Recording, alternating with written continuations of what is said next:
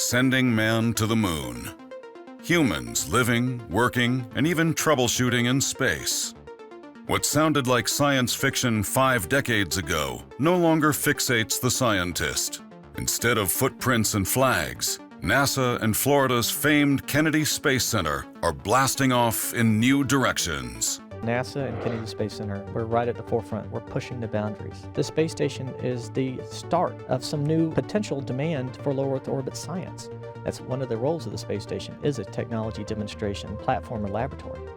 In the same spot that once stood those rockets and launch pads that dotted the shoreline of Florida's East Coast, the most qualified aerospace workforce in the country is preparing for the next frontier. We actually have 2 programs, and one is the exploration program. That's the Space Launch System, the Orion capsule, to go out beyond low Earth orbit, where you have to solve these challenging problems and keep the crews alive and go do worthwhile experiments. While nostalgia has us mourning the loss of the shuttle program, NASA knows there is more to space than manned missions, and the folks at Kennedy are up to the task. The crewed missions and the uncrewed missions, they all develop technologies that are extremely useful here on Earth. So larger than the long-term goals of the basic human need to explore new places and to spread out the human species, we develop some very, very practical technologies that have widespread applications. That same curiosity that once fueled the forays to the moon is redefining what space exploration looks like. Robots are our first explorers. The robotic explorers go to these places where we can't send humans and go investigate them. We figure out where we might want to send humans and where we don't. The exploration programs that we have now are about learning new things and discovering new things, but also eventually taking the human species and moving them to where we have more than just one home. We have more than just Earth to call home. And long-term exploration is ultimately about the survival of our species.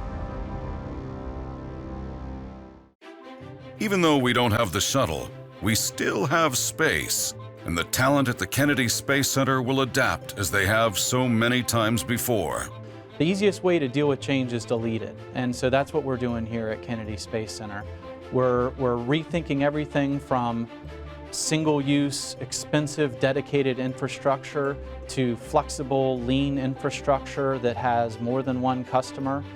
And in this solar system and beyond the aviators, the engineers and the believers are finding reasons to continue exploration and trying hard to maintain the astronaut aura. When I think back to the worthwhile experience, I think about Mars. Curiosity on Mars. This thing that's the size of a Volkswagen Bug, driving around with lasers, zapping rocks and learning new things we never knew about Mars. And to think that one day we're going to send humans there.